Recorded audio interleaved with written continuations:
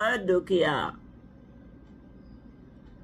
ఇది వినగానే నాతో మాట్లాడుచున్న ఈ స్వరం ఎవరిది, ఏమిటో అని చూడ తిరిగి ఉన్నాడు.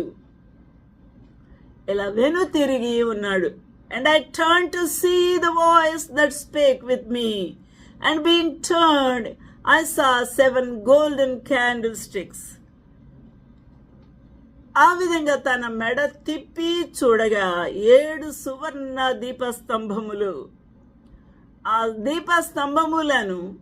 దీపస్తంభముల మధ్య మనుష్య కుమారుని పోలిన ఒకని చూచి తిని. మనుష్య కుమారుడు అను పదము మనము ఎక్కడ విన్నా కూడా అది యేసు క్రీస్తు ప్రభువును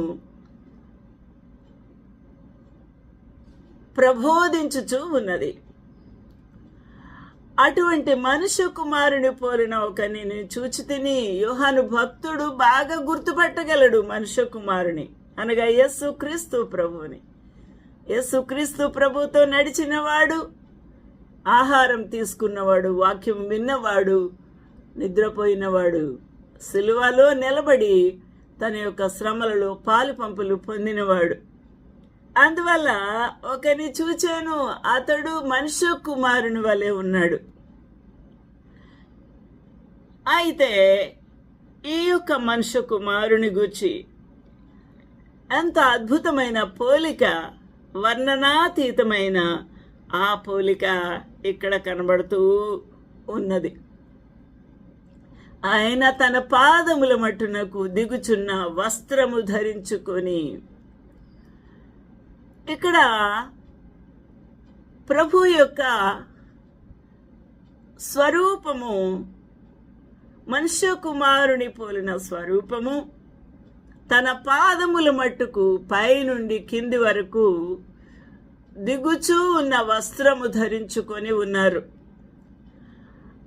రొమ్మునకు బంగారు దట్టి కట్టుకొని ఉన్నారు. ఆయన తలయు తల వెంట్రుకలయు తెల్లని ఉనిని పోలినవై హిమమంతా ధవళముగా ఉండెను.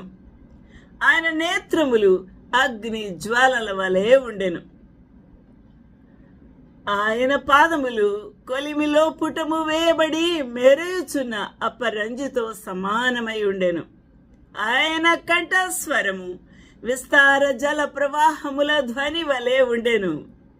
హల్లెలూయా, దేవునికి మహిమ కలుగునుగాక. హల్లెలూయా, దేవునికి మహిమ ఘనత ప్రభావము కలుగునుగాక.